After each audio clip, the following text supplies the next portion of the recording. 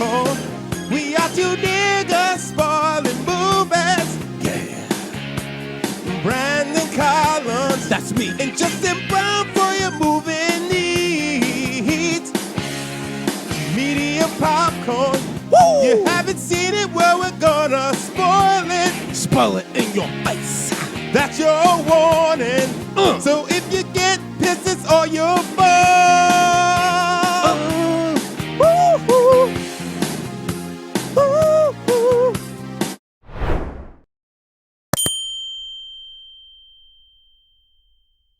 What is up, little biscuits and sun-dried tomatoes? It's your boy, Eddie Collins.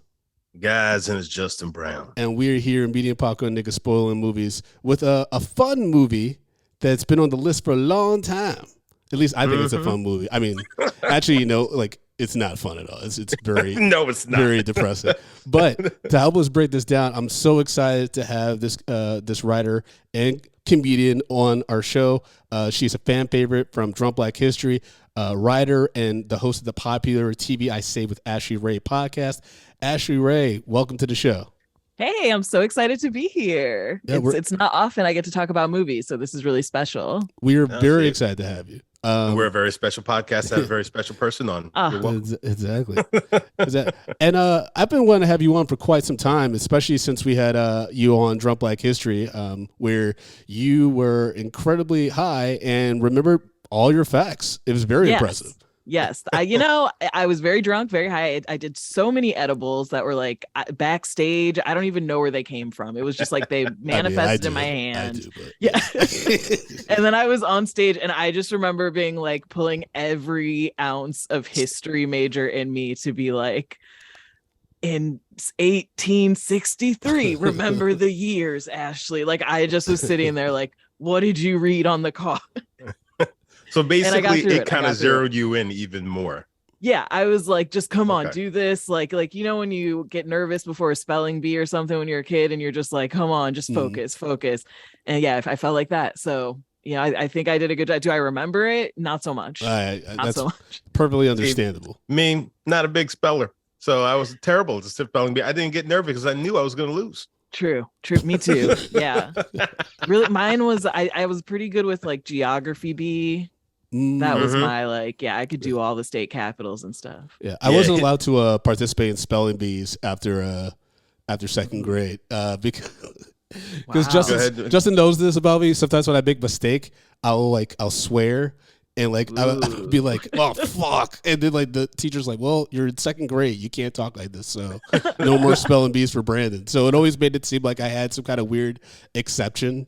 To the other students that didn't know my history. They're just like, why can't he be in the spelling bee? He's too good of a speller. It's not fair to everybody else. He's like a super good speller. Photographic memory, it just wouldn't be fair. Yep. Now, TV I Say, tell our listeners a little bit about your podcast and what you talk about on there. Yeah, it's, wherever you listen to your podcast, it's a Earwolf podcast. And what I do is I talk to your favorite writers, actors, comedians about the TV shows they love, their favorite things they watch every week, and also the shows they're in. So our most recent episodes were with Jason Mantzoukas. We did a two-parter because he's been in every TV show basically for the last 20 years. So there was a lot to get through. And he also just shared, he watches a lot of TV. I was really surprised. I'm often, when I interview people, I'm like, oh, there's no way this important, busy person really watches TV like that. You like to believe that these talented people wake up at 6 a.m. and get into their journals and drink a nice coffee. And maybe at night they watch an educated documentary. And then no, you talk to them and they're like, so when I was in my 5th hour of watching Below Deck while stoned on my couch, and that's inspiring to me. That's really what the podcast is there for, is to just inspire everyone. And I think it's fun. We are all the same. Yeah, we're all the same. It's fun to hear, someone like Rami, who has this amazing show on Hulu, talk about just the basic sitcoms that inspired that show that he grew up watching. So, that's TV I Say. It's TV Club. It's very TV focused. We don't talk about movies. It's TV only. So it's a nice change of pace for you then. It really is. I'm not often watching something that is over an hour. So I really had to sit down and focus for this one. There's like this is the period of year when I do watch movies, like Christmas, New Year's. Award season. That's when stuff. I sit down and I watch every movie that people told me about throughout the year. And Whiplash was one that people told me about. They were like, you got to watch it. It's so good. And I just never did. That happens with me. There's so many movies people are like, that's a huge, and I'm just like, I never went to see it. Like, I just don't care about cinema people are so prissy and like I don't want to be on Twitter like arguing with film Twitter people. That's definitely true, especially since I've gotten like into the film critic circles more, like especially being out here in LA. Like I started muting people. I'm like, okay, we're being a little too pretentious about this, like the whole debate about Babylon, which is Damien Chazelle's fourth movie, I think. Because this is his first. Then it was La La Land, then First Man, and now this.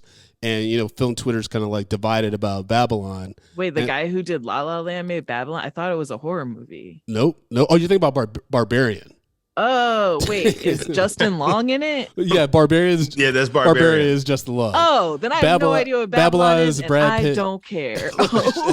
That's very fair. I was like, if Justin Long is in a movie, I'm definitely going to see it. So I don't know why people are arguing over it. But now that this is a totally different thing, yeah. Oh, that's great. And folks, if you couldn't tell by Ashely's recent comment, we are doing Whiplash, written and directed by Damien Chazelle, who won an Oscar for Best Director for La La Land, which we reviewed and had very, very harsh takes on that film. This I've never seen it. Never saw La La Land. You never saw La La Land? I don't need fine. to see white jazz. Yeah, that's the thing.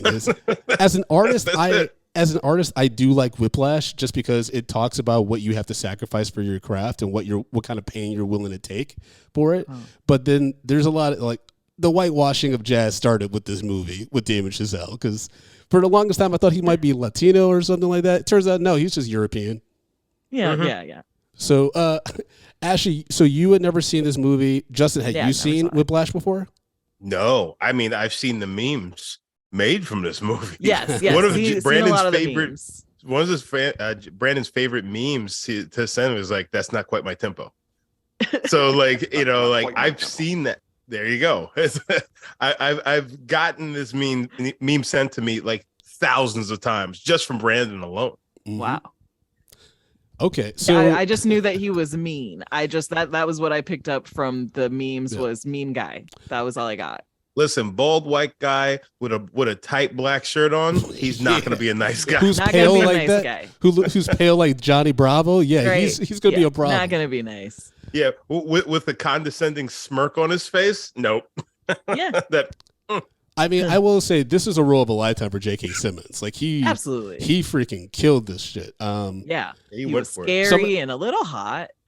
I thought that too. I was like, is J.K., especially when he's like yelling at the three drummers when they're competing. I was like, that was super sexual. That's how I felt. I was like, I was like, I'm feeling so. I mean, I get, but I'm feeling so. It was like it's a kink movie. Also, that's what I got. I was like, this is kind of a kink movie in a few ways. Yeah, for sure.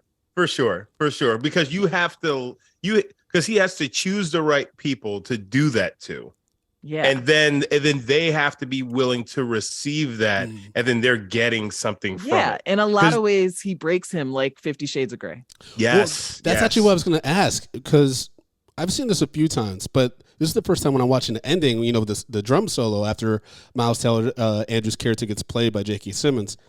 I'm like, this is some Stockholm Syndrome shit, right? Like, because essentially it's saying that J.K.'s character pushed him so far to the edge that now he's this fantastic drummer. Like, he's going to be legendary. Yeah. Which is wild. Well, I think it's also because he stopped giving a fuck at that point. Yeah, because he failed. Yeah.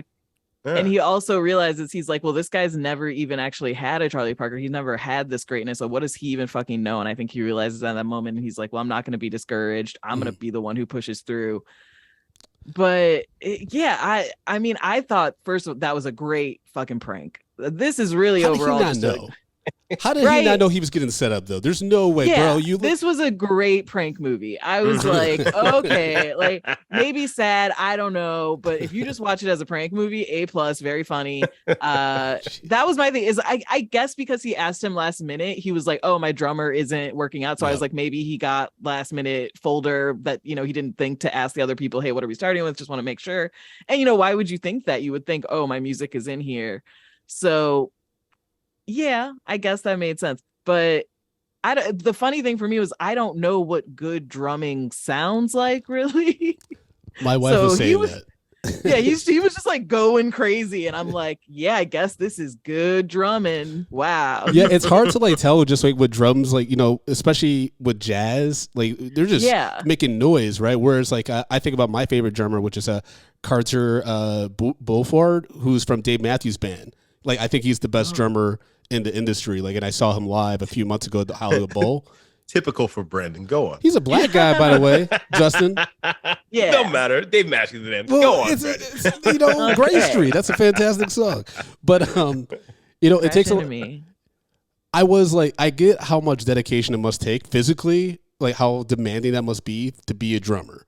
But it did sound like noise at times. We were just like, yeah, oh, okay. I was just like, and I was just like, and that's good. That's good. This is supposed to sound different from when he was bad a few seconds ago. Okay, sure.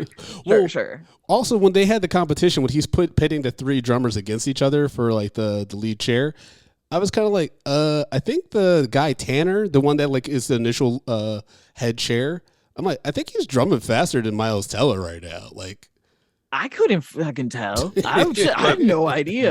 But I think it's also the fact is that he needs the music sheet there. He can't kind of remember his music that way because I guess whatever he said he has like memory. It was like he needed visual cues, and Miles Teller's like, I don't need visual cues, bitch. Yeah, exactly. He does say that. He's like, turn my pages, bitch. Yeah, Miles Teller goes full like Colonel Kurtz in this. He goes fucking nuts. Yeah, he goes dark side, flips to and. Again, it was kind of hot. It was a little like when he was all bloodied up and just like got back in the seat. I was like, that's hot. It would have been hotter if he'd done a good job, but yeah, he goes up thinking he could do it. He's like, his hands getting grab the drumstick. Yeah, I was like, oh, here we go. He's gonna prove it. And then I was like, bro, your hands are just covered in blood. You can't even he's all hold the stuff. He's like, yeah. He comes on stage, just like, I'm here. I'm here, coach. And it's like, get out of my chair. I will say, like, dude. When I saw this in the theater when it first came out in 2014, when he gets hit by the car when he's rushing back after freaking the drumsticks, that like everyone was like, oh shit. Because we're like, oh, did he like just almost like, did he die or did he almost die? Yeah. Trying to get to this thing. And then he still goes, like you said, Ashely. He still goes. And you're like, oh no. He's mentally broken. Yeah, you're like, that's the worst choice. Like at first you're like, oh, he's probably like, Kurt, will he ever drum again? And it's like, oh, he's drumming again too soon. Don't do it. Not this soon, man. Come on. He's also he's a first year. He's got plenty of time to like, he's got so much time. If he's going back and forth in the main band, which is essentially varsity, right? Like he can give up a solo. Like that's right. So and it's like, I know you put in so much work for it, but my guy, come on, you're bleeding. I think it's about like making the right choices for like the right sacrifices for your art, right? Because for him, he's like, in order for me to be the best drummer possible, I have to move my mattress into this rehearsal room. I have to break up with my girlfriend from Glee. I have to do all these things to isolate myself. She's from Glee? The girlfriend, she was in like the later seasons of Glee where they were trying to replace. I didn't watch the later seasons. They were trying to replace like the younger cast because they were getting too old to be in high school. Yeah. I stopped when they sent Rachel Berry off to college. So she also was Supergirl, I believe, on the CW. Oh wow. Yeah. Really? Mm-hmm. Okay. I only ever watched Arrow, so. But he's just doing all these things. He's not having the raisinets with the popcorn with his dad, Paul Reiser. Oh yeah, he's not seeing the movies. That sounds disgusting to me. I'm sorry. My god, no, it's so good. Is it it's so Ashely? Good. I love it. Popcorns with raisinets. Yes, it is so good. Do you like raisins? I love raisinets. I just feel like when you mix in things that ain't supposed to be there in there, you're inviting other things to get into your bucket, aka roaches. So you're gonna reach in there thinking grab a raisinette. Come up with a roach. Justin, And that just just means you were at a bad movie theater. What? You know how Raisinette feels. Huh? You know how Raisinette feels. It doesn't feel like a cockroach. Hey, listen, when you're watching that movie, you may not realize. What? What are you talking about? You're essentially saying that's if there's a bug in your popcorn that's unrelated to Raisinets. That's about the facility. That could be in any bucket of popcorn. Well, but that's the thing. Is like I don't want foreign objects in my popcorn. It's like when I'm eating this one thing, this is what I'm eating. If I start dropping other chocolate drops in there, it could be a turn. Nice Who knows? Sweet sensation. A nice sweet to the savory. Like it's buttery, but it's sweet. It is so good. I can imagine that tastes good. It's just visually, it's not appealing to me because you got yellow and brown. I mean, they're in a movie theater. You barely see it. You just hand in go. Well, I mean, unless you're seeing like the movie, goat just shit in the toilet, yellow and brown. Jesus It's terrible. I mean, sometimes you do need to look into something to distract yourself from what's on screen. Like that's essentially what I had to do at Babylon. Like there's parts of that movie that were so bad, I wanted to write in my card at Alamo Draft House. You know, where you do the order card. I was like, more popcorn, and also does this movie get better? Like, so it's not good. Oh no, we'll talk about Damien Chazelle and his evolution as a writer and director. Damn. Hold on, before we move How's on Barbarian from this, though? Ali in the chat wrote, I was drinking at a friend's house once and a roach was in my beer. I spit it right the fuck out on the floor right in front of him. See, you know what? See, this is why. This is why you don't have Raisinets. That's anything though, bro. That's literally not popcorn. They're talking about beer. Justin's logic is batshit crazy because it's like that literally. Yes, it is. Because that could be anything. I mean, like they make all the stuff mostly in factories and stuff. People be fucking with stuff all the time, You end up with a finger in your popcorn. Who knows?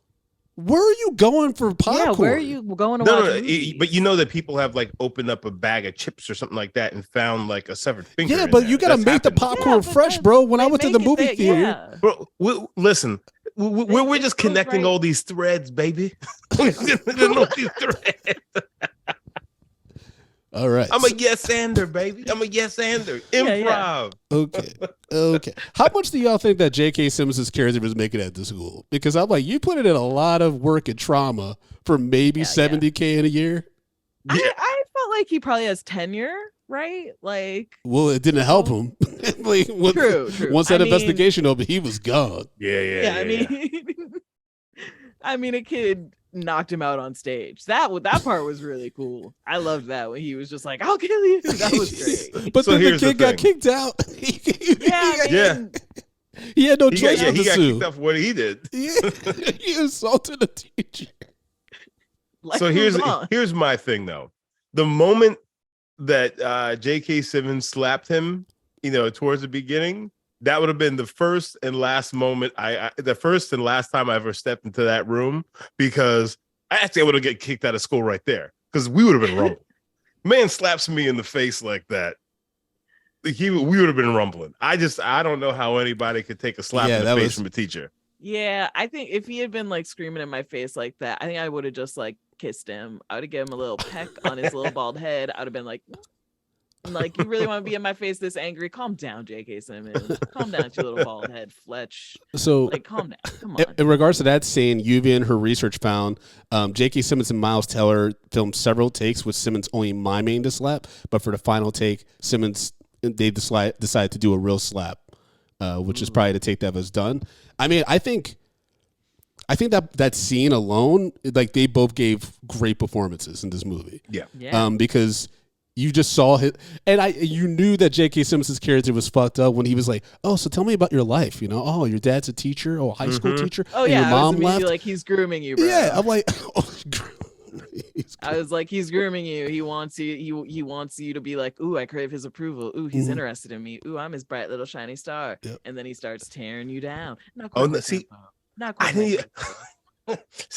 I didn't even get that he was grooming him. I felt it's just like he's literally just extracting information just to use to destroy you. Well, that too, yeah. Like it's that, like he's gonna use this against you later, but right now he's making it seem like, oh. But what's so wild is, I mean, this kind of goes to how naive Andrew is and why his turn later on is so drastic. It's because he just saw him, the conductor berate that one kid, the fat kid, and he was like, "Oh, you don't know if you were off, off key or whatever." I mean, he should have known. I knew he wasn't. I was like, "You're good. Say it, bro," and he didn't. So hey, kind of had to side with Fletch on that one. I did love that when he's like, he wasn't off, you were, and the kid, you were, but he didn't know any better. So not knowing. But then he's never like, but did you know, to the other guy? And I was like, okay, well, fine, whatever. What I find hilarious though is the fact he's like, but he didn't know any better, which AKA he was like, I was trying to get him out of here anyways. So he just used that as an excuse. I'm just like, wow. That's so toxic. You gotta have people who, are sure of themselves. It's cutthroat, I mean, no Fletcher, room for doubt. I going to a point you mentioned earlier, Ashley, is in regards to Fletcher like being tenured and stuff. I mean, clearly he has a lot of clout because he goes into that first year class like the freaking Terminator and just immediately takes over. It's like, you play.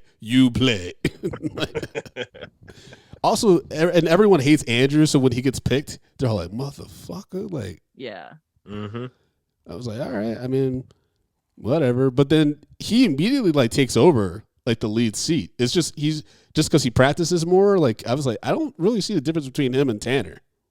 Yeah, I think it was again because Tanner needed the visual stuff, and then the paper got the notebook got lost, or the whatever, he lost his notes, and so then it was like, well, you fucked up. Well, technically, Andrew lost the notes, which I was like, it would be a funny twist at the end if like he secretly hid it.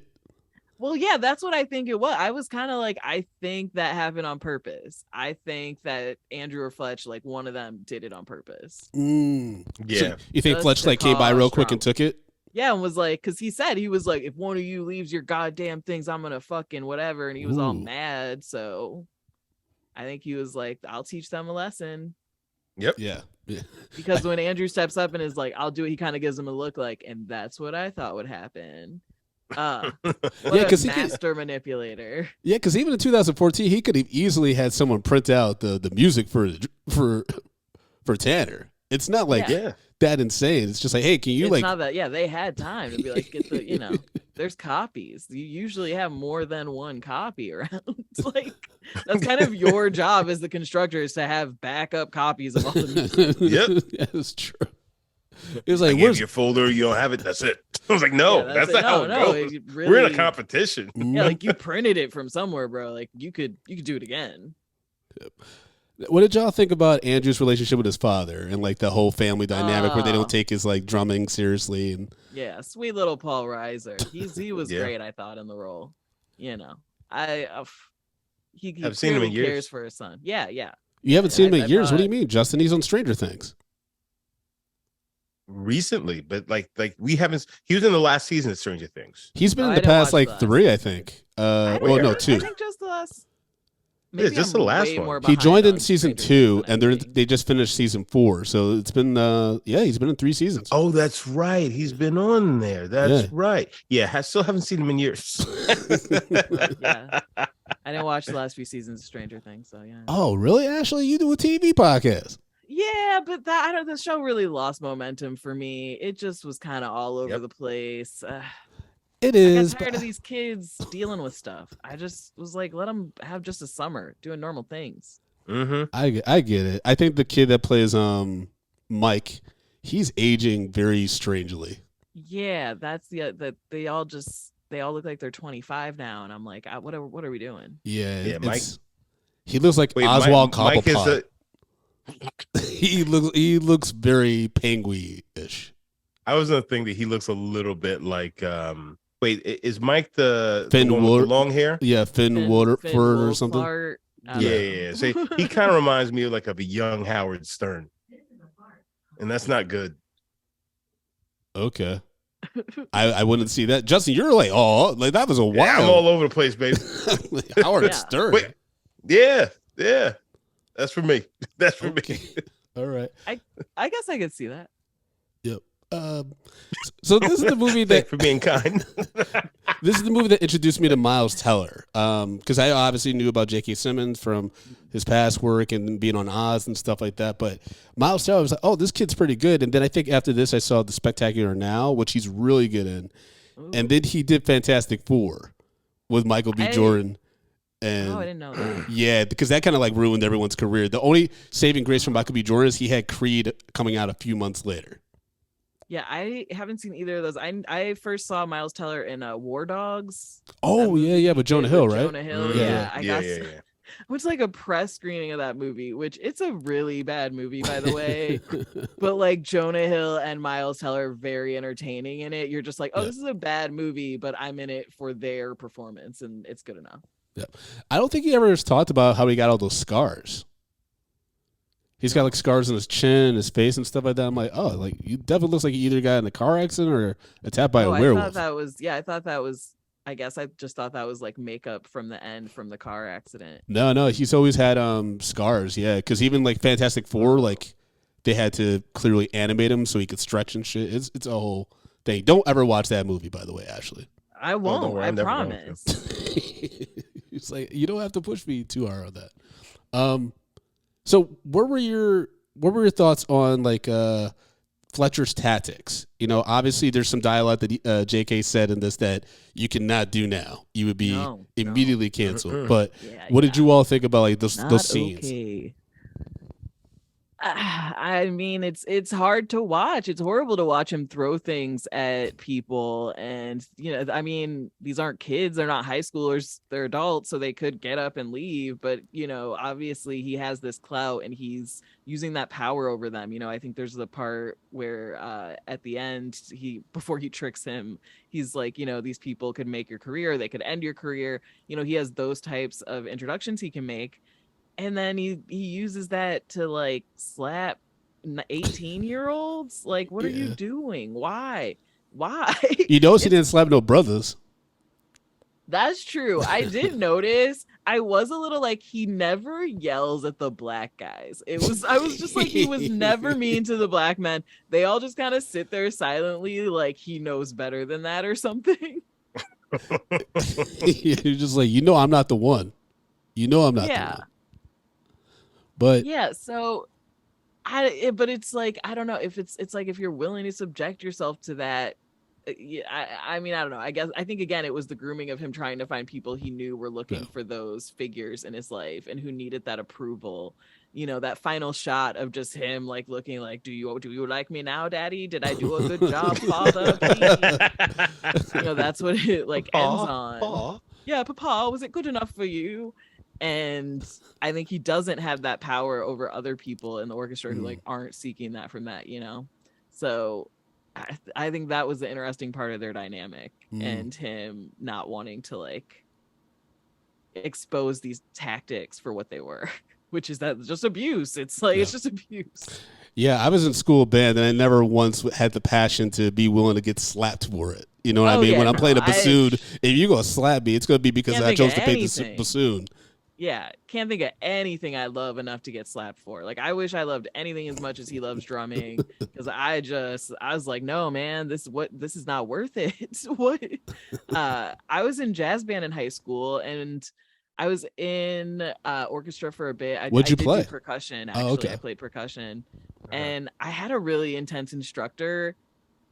And I didn't like he was just creepy. He was kind of intense in the same way. Like, he would call you out and be like, you play alone, you're fucking up, blah, blah. And I just was kind of like, I don't need this, man. I was just like, my life can exist without this. Like, I just quit and play guitar in jazz band. And that was way more fun. So. Okay. Yeah. Justin, did you play any instruments growing up? Actually, I played the drums.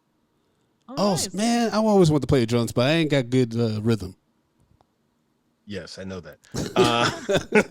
I played a clarinet, saxophone, and then bassoon. I did all the reeds. Nice. Yeah, see, I played the drums. I mean, I really wasn't all that serious, you know, about it. You know, it was whatever for me. But I have been under the tutelage of like people who tried to, you know, kind of be like this. As like being a very harsh teacher and trying to break you down, and it's like I'm gonna make you better, stuff like that.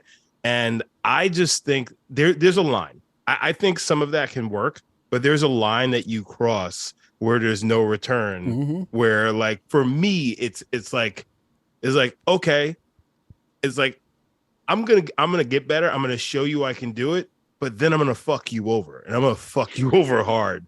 And then I'm gonna leave because like I just like I can't stand for that. Like that stuff never worked. It never motivated me because I don't trust you, and I'm not going to go the extra mile for you because I don't want to make you think that you actually won or that you're good at what you do. Yeah, like that this was a success for you. Yeah, like this when it's like this was a success for me in spite of you. Like I overcame you to succeed. Mm-hmm.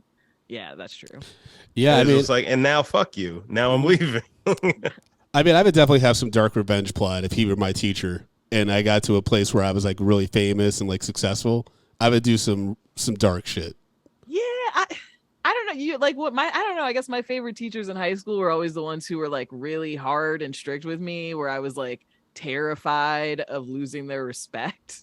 Oh, okay. So part of me understood that. Part of me was like, there's something about getting the mean teacher to be like, you are the one. And I understood that desire in him. You know, mine was my Latin teacher, though. She, like in Latin class, we would have to read our translations out loud, like one by one. And if you messed up, she would just be like, you're an idiot. Like, do it again. Do it again.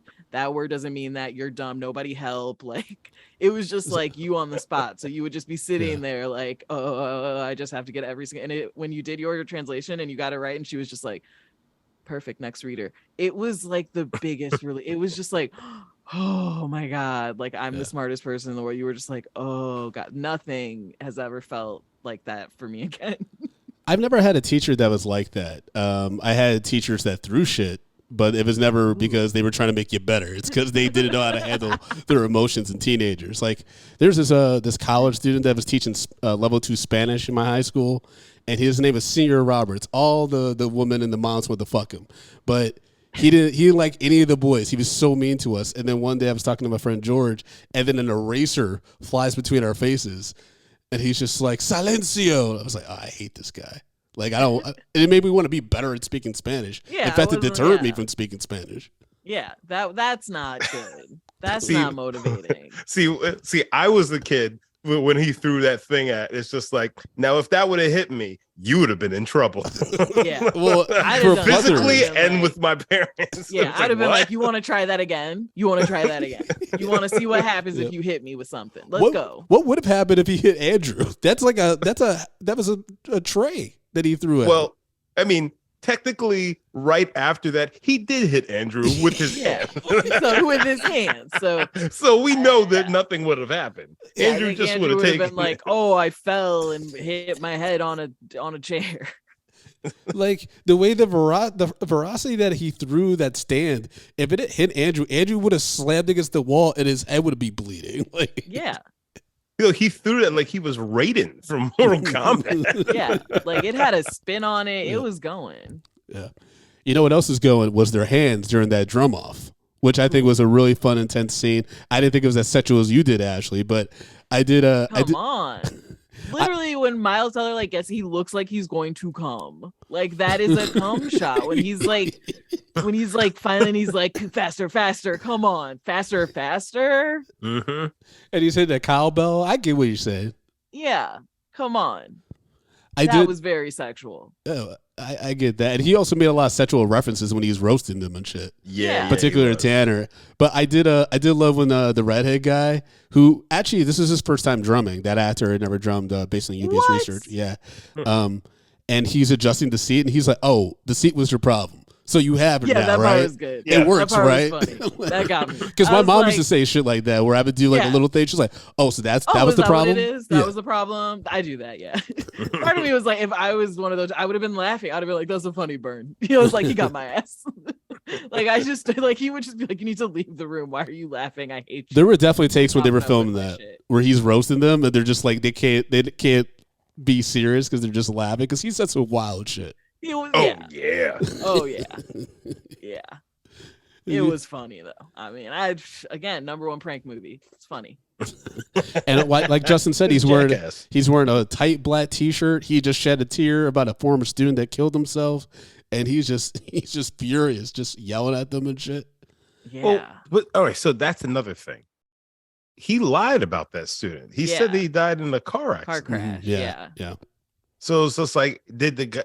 So like, I was kind of thrown off, especially because Miles Teller then almost gets into a car accident and kills himself. So it's like, was that in Miles Teller's head, or did he, did he hear it wrong? Like, I was just like, wait a second. I think he lied because he didn't want the people to blame him for the suicide. Exactly. That makes total. Because that's the family that organizes the whole thing at the end, right? Where Andrew participates. Yeah. And then on the like CD that that Fletcher played, it said on it like from Sean to Fletch. So I think that was probably maybe like with a suicide note or something to be like, you're the one who made me do this shit because you suck. What's wild though is Andrew essentially implies, especially at that family dinner, that he's ready to go out like that. He wants to go out like he wants to go out the best drummer he can be, and he's okay if that means that he dies broke and destitute, but at least people will know his art. Yeah, and on heroin, because they specifically said heroin. Yeah. I'm like, oh, okay. I don't know. I don't think that makes you a better drummer. But... Yeah. I would think cocaine might, but not heroin. Yeah. Especially you get there fast. Yeah, you get them hands going.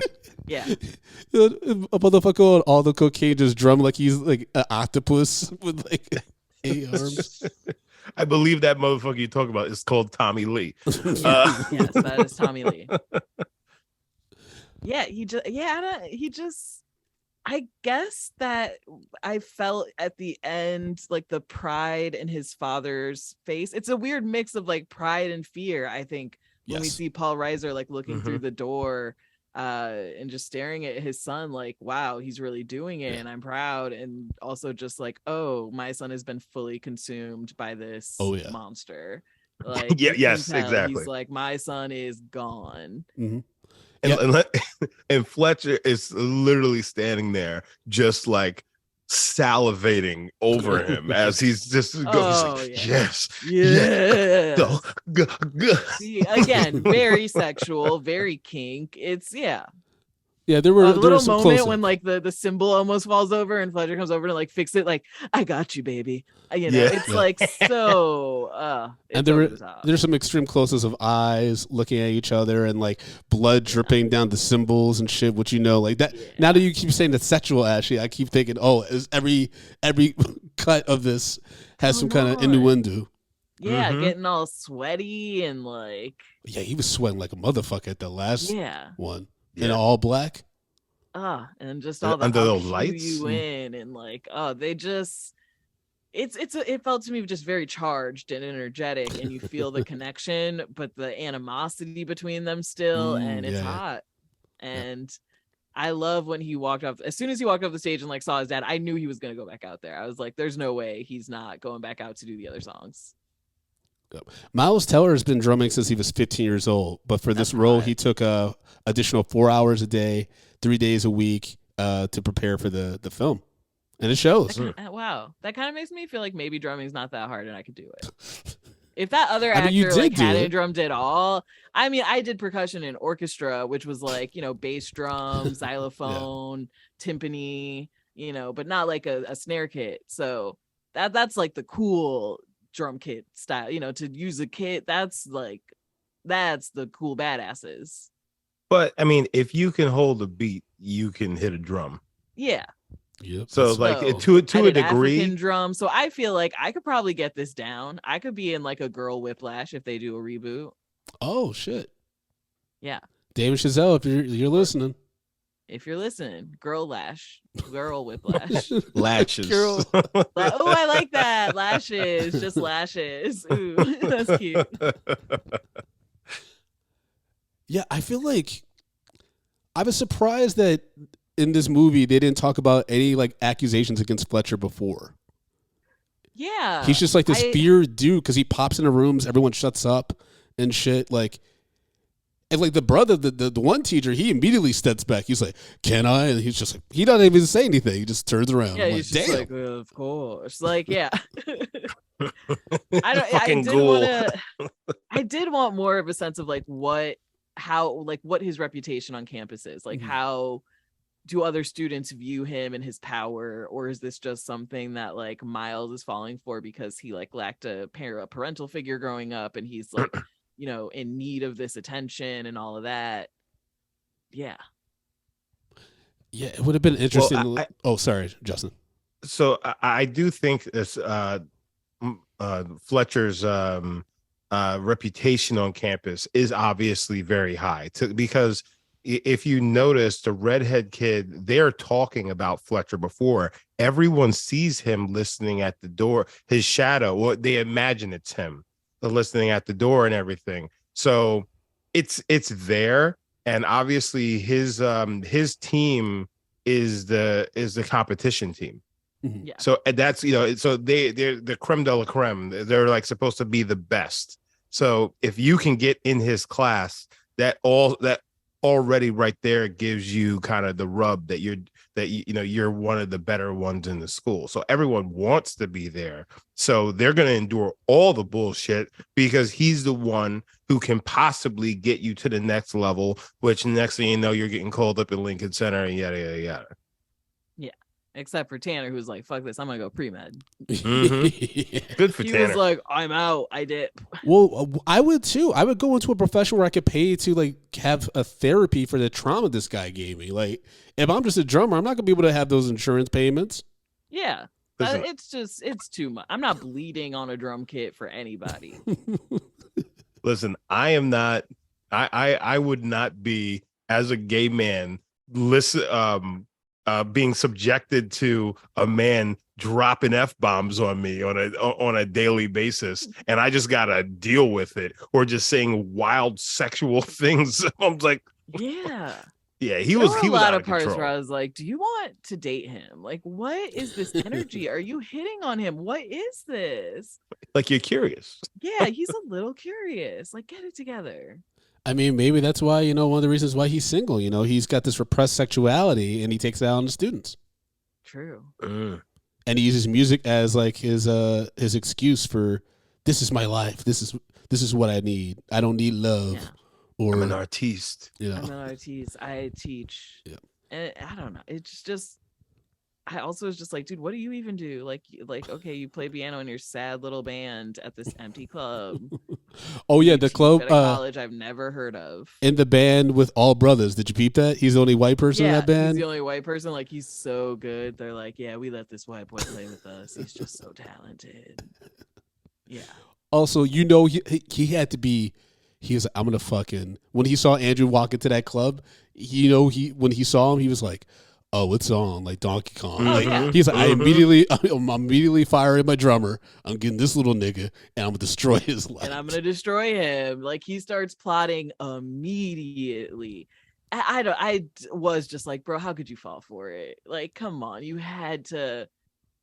But I mean, he's so naive, and he's only like 19, so sure. Mm-hmm. But even that's that conversation they have when he's like, before he offers him the spot on the show, he's talking about like the reason behind his madness, at least his skewed perspective of it. But it's also at the same time, he's kind of hinting, you haven't been to the worst of what I can push you to, Andrew.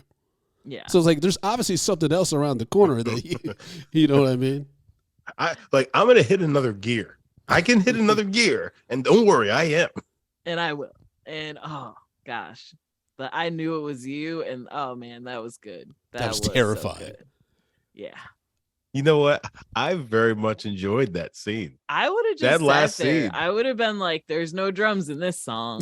Yeah. Just sit there with your drumsticks in your lap. Just like, no drums in this one, guys. He told me not to play. It's on him. He wanted to do this. Oh, that's a good counter. You know, at the same time, if you've listened to enough jazz has like a repetitiveness in it, to where if you just sat out the first bars and when it starts coming around again, you can figure out how you can improvise through that to make it work. But I think it was just the fact that he was just like, no, I'm gonna do this. That he tried to roll with it and just like, motherfucker, no, this ain't it. Yeah, this you ain't can't it. you can't just go crazy. And that's why I was like, come in slow, buddy. And no, he just comes in like, like figure it out. Listen a bit. and then he just come on. Also, if I were the audience of that show, I would think this shit's in disarray. Like he starts drumming because they're opening the show. He starts drumming. He doesn't know the song. Then this kid storms off the stage. And then Fletcher's just like, all right, we're going to keep it going. And then the kid storms back on, starts drumming abruptly. Clearly, Fletcher's like, what the fuck is going on? Yeah. And then the lights go down. The kids still drum, and then they come back up. And then, like you said, Ashley, there's this homoerotic, like, kind of eye contact happening between them. Just like, and you're just, from the audience energy. perspective, you would be like, what the fuck is happening? Yeah, like, what? Like, there's more to this. Like, I have questions. What is going on? And the way that Miles, Andrew just, like, takes over. He's like, I'll cue everyone in. Everyone's like, what are you doing? And he's also, they keep bringing up like he's the youngest in the band and he's so young for what he's achieved. And it's just, I guess this is supposed to be the moment where we're like, he's a big boy now. During that scene, real quick, before I forget, did y'all peep who the actor who played the bass next to him was? No. I don't know this gentleman's name, but he's the granddad in Get Up, the one that runs towards Daniel Kaluuya at night. Oh, really? Yeah. Like, as soon as I saw his face, I'm like, "Is that the dude?" And then I confirm with Amazon trivia, and they're like, "Yep." Wait a second. He was the guy in the movie Get Up. Get Out. You know what I mean? You know what I mean? Get Up, the James Brown story. Get Up. I was like, Get Up. I was like, yeah, wait Daniel a second. Kaluuya was in that too. Yeah, Daniel Kaluuya and Get Up. Yeah. What were you saying? He did a great job with that line. So. Yeah. So when Paul Reiser was like looking through the back and like seeing Miles Teller's character like really getting into it and like really going, in my mind, I felt like he was looking through it, was just like, they're fucking, right? because as like me watching that, I was like, it wasn't always, it was like, okay, so he fucked this kid over.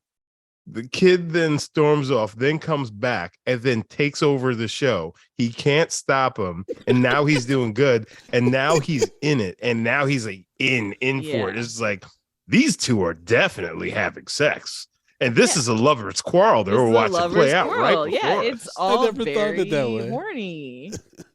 It's literally all like very horny. Like literally, he's like, "Do you like me now? Is this what you wanted?" Like, yes. Like if I was sitting in the audience, I'd be like, "Oh, these guys are fucking." And low, and I'm telling you, the young one who does him good, that would have been the whole conversation in my row. Yeah. Oh my god. I don't know. I just felt like I wanted to see the other students being like, "Isn't this guy weird? Like this is a weird dynamic he has." Like he just showed up today. Yeah. I mean, he hasn't practiced or anything. Even at the school though, that would be like, I'd be like, why is he doing this to these three men? Like he's got the other players in the bathroom and just hanging out and sitting around. He's in this room 2 a.m. Yeah, he's in this room just mind fucking these kids. Yeah, these kids don't have any other classes. I would have been like, you're not keeping me anywhere until 2 a.m. Sorry. So, but at the same time, I guess I mean, because the drum is important to jazz and a lot of different genres of music, because the drum does kind of set the tone. Okay, so they can figure that out. I don't need to sit there until 2 a.m. while they figure that out. Well, yeah. I would have been. They would have been like, "We'll be here for go on a break for an hour." I'd been like, "Oh, nah, I'm going home." Yeah, I would have been like, "Oh yeah, let me go grab a coffee," and I never would have come back. Mm-hmm. Yep. Mm-hmm. So I'm in the morning. Where were you? I was sleeping, having a nap. Now this movie was a hit. It was had $3.3 million budget and it made $49 million on top of being nominated for 4 Oscars, and it won for best film editing and best sound mixing. Of course, J.K. Simmons won for best supporting actor. I'm surprised all it didn't fair. I'm surprised it didn't get cinematography though. I thought it was shot really well. Yeah, it was. Yeah, I guess I'd have to know what it was up against. 2014. I think that's the year of Get Out, actually. So there you go. You got to support Black people unless you don't. But the year was that the year of Get Out? I don't think so. I don't think so. I don't know, y'all. Wait, 87. Yeah, Oscars. I'm pretty sure Get Up came out after. Get Up. Yeah, Get Up did come after. This is the year of Birdman. 16. Grand Budapest Hotel, American Sniper. So yeah, like Theory of Everything. I didn't see any of those. That was a very Oscar so white season. Yeah, because people kept being like Birdman. J.K. Simmons beat out Robert Duvall for The Judge, Ethan Hawke for Boyhood, Edward Norton for Birdman, and Mark Ruffalo for Foxcatcher. I did see Boyhood. It was long. It's so long, and it was really long, and not enjoyable in the slightest. It's not really. It was just like, yep, it's long, and motherhood drains you. Got it. Yep. And that lead kid who they watched him grow up and be an actor or whatever, he is terrible. He was in that movie The Circle with Tom Hanks. God awful performance. I did not see that movie. Yeah, bless your heart. Justin and I saw at the premiere. We saw the premiere at Tribeca Film Festival, and we walked out. We were so loud. We were like, that movie sucks. I didn't even know Tom Hanks had a movie called Circle or something. Like, okay. Yeah, it's wild. But before we get to our ratings for not Drumline, Whiplash, we did get some Patriot thoughts. And folks, remember, if you sign up for Patreon at patreon.com/MediaPocket, you get to share your thoughts on the films that we review. So Darren Patterson wrote, fantastic film. J.K. Simmons has always been a great actor, but in this movie, he took his shit to another level. I also really dug the theme of an artist being so obsessed with an art form to the point that he cared about it more than he cared about himself. Andrew Miles tellers Andrew didn't have any friends, didn't want a girlfriend, and just wanted to play the drums alone all day and night until his knuckles bled. It's a level of intensity and dedication that I'll never know, but it's fascinating to watch. So that's Darren's thoughts. Thayer A wrote, I think this film illustrates a great example why a lot of people who are in the business of performance, arts, sports, dance, etc., push back when people simply use the word talent to describe greatness. This movie is about the work. This is the Gatorade commercial of an athlete doing laps on a track at 4 a.m., the 30 for 30 where the dancer is soaking the blood, feet in ice, the idea of always progression, never perfection. You can be naturally gifted, but it can only get you so far. Everyone who wants to be anyone has to put in the work. That being said, I thought it was very entertaining. Performances were excellent, and the soundtrack was fitting. Man, our Patriots are getting sophisticated with their thoughts here. Mm-hmm. And then this is some good analysis. Yeah. And start wearing black berets and shit. TPFN said, still my favorite Chazelle film, even if its bleached view of jazz, along with La La Land, is strange at best. Been interesting to chart his exploration of is the cost and sacrifices to be excellent worth it. In Whiplash, it seems ambiguous but leaning yes. In La La Land, it seems yes, dreams all over love all day. In Babylon, it's sure, but nothing means anything because at just about everybody but the diehards will forget you anyway. Brilliant leads all around, JK unquestionably, but Miles' transformation is underrated. So those are our Patriot thoughts. I agree with I think that's what Babylon was trying to say, but it's also 3 hours long, and there's a random black character that's to do blackface. Otherwise, all the black musicians will lose their jobs, and this character probably has about 7 minutes of screen time in the whole 3 hours and 10 minutes of the film. There's just a lot. It's a huge mess, and it's the first movie that made me think Margot Robbie is not attractive. Wow, they have her dancing, and it is. Let's just say it's not good. What? But she's always attractive. Think about her voice in Wolf of Wall Street ramped up to 20. And then she's dancing awkwardly, even though it's clear all the white people and stuff are like, yeah, girl, you got it. She's killing it right now. It's rough. But hands over the head. Justin, break down our rating system, baby. Stop calling me baby. So we rate movies bags of popcorn, small, medium, large, and the XL40 exceptional. Mm-hmm. If a film doesn't deserve any popcorn, we throw it into the dog shit pile. We pile piles and piles of dog shit on top of it. So we sat down and we watched the 2014 film Whiplash, starring Miles Teller, J.K. Simmons, and Paul Reiser. Miles Teller, J.K. Simmons. Ashely, what say you, madam? I'm gonna give it an extra large popcorn. I thought the movie was great. Is that good? That's good, right? Yeah. That's the best you can. That's the best. I would watch this movie again. It never lost momentum for me. I didn't think this was a movie that would be particularly interesting, and it grabbed me. I was truly shocked by some of the turns and twists it took. I thought it was great. Brandon? Yeah, I'm gonna give this an XL. Fantastic film, fantastic performances. I really enjoyed this when I first saw it. There's clearly some problematic themes and stuff, but actually, what Ashely's analysis about the homoeroticism and the sexual tension, I actually kind of appreciate even more. So, yeah. XL. Justin, what about you? So I'm gonna give this an L. Just wasn't an XL for me. I did very much enjoy it. I didn't quite get the hard on that I feel like everyone else got off of it, but I did very much enjoy the film. I thought J.K. Simmons did an amazing job. Miles Teller, same. Quick note to what Uvia said in the chat. Miles Teller was actually in a car accident in 2007. And so it flipped a bunch of times. That's the scars on his face you were talking about earlier, Brandon. But like, this really made me think about like, what I've put into art and just the various things that I've done, and like, how, and like, my instructors, how they've pushed me. So like, it did really make me think. It was just like, like, this is also not the way to conduct yourself around children. It's like, it made me also think about the fact that I have 2 young boys, and if somebody acted like this guy to my sons, I'm going to show up and there's going to be fisticuffs. I'm just saying, for 2 reasons. 1, they're abusing my son, and 2, the way they're acting, I think they may be fucking my son. So there has to be something being done. Well, there you have it. So that's our take on Whiplash. Ashely, thank you so much for joining us. Please tell our listeners how they can follow you and keep up with stuff you're working on. Thanks for having me. This was a fun movie to talk about. You can follow me at the Ashely Ray, THE Ashely Ray, RAY. That's where I post all my shows, new things I'm writing. Follow me on Twitter, Instagram, all that stuff at the Ashely Ray, and my podcast, TV I Say with Ashely Ray, wherever you listen to podcasts. Nice.